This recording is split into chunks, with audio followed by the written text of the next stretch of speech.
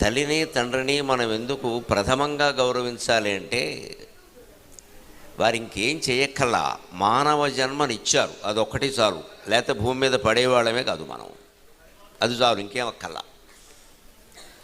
వారు ఆస్తిపాస్తులు ఇచ్చారా, వారు అందంగా ఉన్నారా, మనకు అందం ఇచ్చారా, వారు ఆరోగ్యంగా ఉన్నారా, మనకు ఆరోగ్యం ఇచ్చారా, వారు మనకు ఉద్యోగాలు ఇప్పించారా, చదువు చెప్పించారా, ఇవన్నీ తర్వాత విషయాలు. అసలు మానవ జన్మ రావడం అనేది మనకు ఆ తల్లి వల్ల ఆ తండ్రి వల్ల మాత్రమే జరిగింది. కాబట్టి వారిద్దరికీ జీవితాంతం మనం కృతజ్ఞులమే ఉండవలసిందే.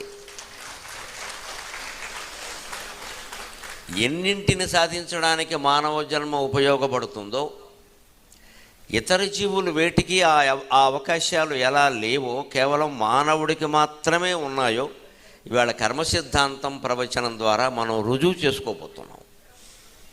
అసలు ఈ